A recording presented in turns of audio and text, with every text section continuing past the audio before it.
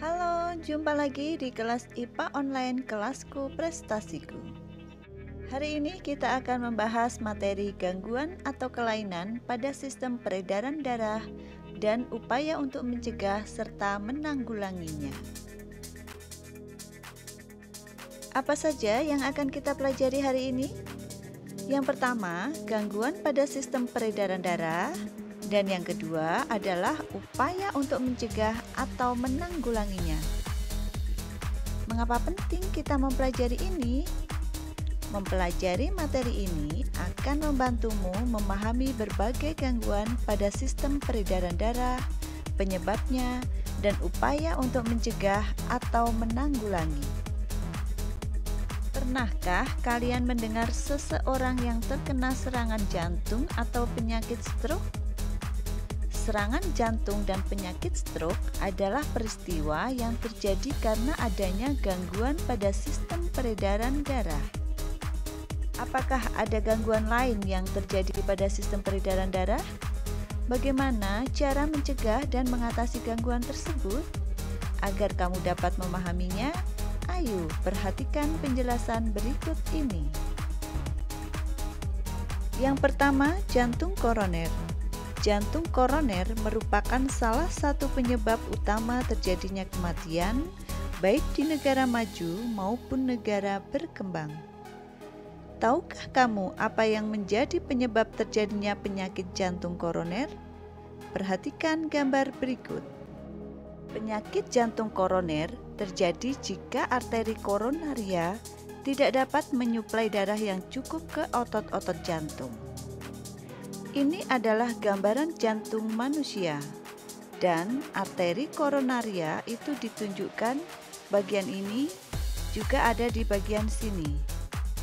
Jika pada bagian arteri koronaria ini tersumbat oleh lemak atau kolesterol, maka otot-otot jantung tidak mendapatkan nutrisi dan oksigen, sehingga otot jantung tidak dapat berkontraksi dan jantung pun tidak dapat berdenyut atau mengalami kematian.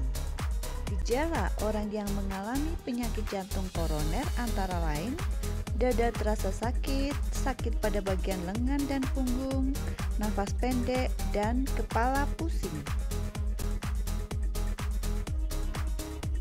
Upaya untuk mencegah terjadinya penyakit jantung koroner antara lain: 1. Dengan olahraga teratur. Selain dengan olahraga teratur, juga diperlukan istirahat secara teratur atau tidak begadang pada malam hari. Yang kedua, menjaga pola makan sehari-hari, yaitu dengan mengonsumsi banyak sayuran, buah-buahan, serta biji-bijian, dan makanan berserat lainnya. Yang ketiga, menghindari minuman beralkohol. Minuman beralkohol dapat memicu terjadinya gangguan pada sistem peredaran darah. Yang keempat, menghentikan kebiasaan merokok. Asap rokok akan merusak dinding pembuluh darah. Yang kelima, menghindari stres berlebih.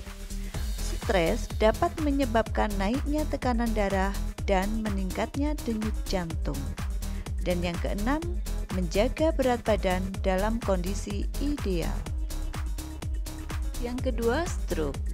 Stroke merupakan suatu penyakit yang terjadi karena kematian pada jaringan di otak yang disebabkan karena kurangnya asupan oksigen di otak. Hal ini terjadi karena pembuluh darah pada otak tersumbat oleh lemak atau kolesterol, ataupun salah satu pembuluh darah di otak pecah.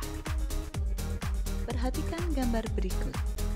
Ini adalah contoh pembuluh darah otak tersumbat, baik karena lemak ataupun kolesterol. Gambar yang ini merupakan pendarahan darah di otak, dan ini adalah pembuluh darah otak pecah. Ketika otak mengalami tiga hal tersebut, maka jaringan otak menjadi mati. Itulah yang menyebabkan terjadinya stroke. Bagaimana cara mencegah agar kita terhindar dari serangan stroke? Karena penyebab penyakit stroke sama dengan penyebab penyakit jantung, maka usaha yang dapat kita lakukan untuk mengurangi resiko terkena stroke juga sama dengan usaha yang dapat dilakukan untuk mengurangi resiko terkena penyakit jantung koroner. Yang ketiga, varises. Varises adalah suatu keadaan di mana pembuluh darah balik atau vena mengalami pelebaran dan terpuntir. Gangguan ini biasanya terjadi pada kaki. Contohnya bisa kalian lihat pada gambar berikut ini. Nah, upaya apa yang dapat kamu lakukan agar terhindar dari varises? Yang pertama, ketika kamu tidur, sebaiknya tungkai dinaikkan kurang lebih 15-20 cm. Aktivitas ini sebaiknya dilakukan setelah kamu melakukan perjalanan jauh atau melakukan aktivitas yang melelahkan. Yang kedua, menghindari berat badan berlebih. Yang ketiga, menghindari berdiri terlalu lama. Yang keempat, berolahraga secara teratur seperti berjalan, berenang, dan senam. Dan yang kelima, menghindari memakai sepatu dengan hak tinggi. Apakah selamanya kamu tidak boleh memakai sepatu dengan hak yang tinggi? Kamu tetap boleh memakai sepatu dengan hak tinggi asalkan aktivitas yang kamu lakukan tidak terlalu berat dan dalam waktu yang lama. Yang keempat, anemia. Anemia ini merupakan gangguan yang disebabkan karena kekurangan hemoglobin atau kekurangan sel darah merah. Perhatikan gambar berikut. Gambar yang pertama, jumlah sel darah merah dengan kondisi normal. Gambar yang kedua, jumlah sel darah merah kondisi anemia. Bagi kamu yang perempuan, anemia dapat terjadi pada saat kamu sedang mengalami menstruasi. Setiap terjadi menstruasi, tubuh akan kehilangan darah dalam jumlah cukup banyak, yaitu sekitar 50-80 ml dan zat besi sebesar 30-50 mg. Oleh karena itu, agar kamu tidak mengalami anemia, sebaiknya selama menstruasi kamu mengonsumsi makanan yang mengandung zat besi, makanan yang bergizi, dan apabila diperlukan mengonsumsi penambah zat besi. Yang kelima, hipertensi dan hipotensi. Hipertensi disebut juga dengan tekanan darah tinggi. Gejala penderita hipertensi antara lain sakit kepala, kelelahan, pusing, pendarahan dari hidung, mual, muntah, dan sesak nafas. Penyebab hipertensi antara lain pengerasan pembuluh darah, kegemukan, kurang olahraga, stres, mengkonsumsi makanan beralkohol, lemak, garam, dan kolesterol.